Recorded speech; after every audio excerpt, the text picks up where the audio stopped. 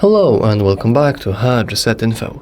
In this video I will show you how to enable slow motion on Sony A6400. Let's begin.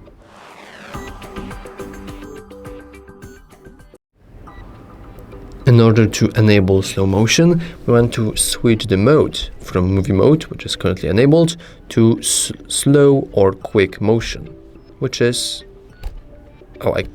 which is this one.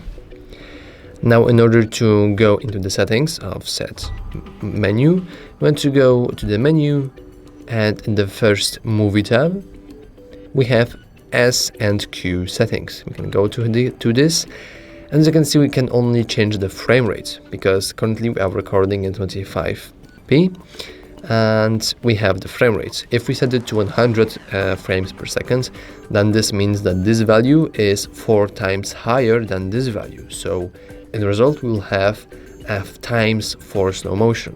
We can lower it down to 50, so we can only have times 2 slow motion. This will do absolutely nothing, and any lower value will result in quick motion. So we can go with highest possible frame rate, and we can record something. I will take some random logo of the desk, which is right here. Now we can start recording, and now I will drop it.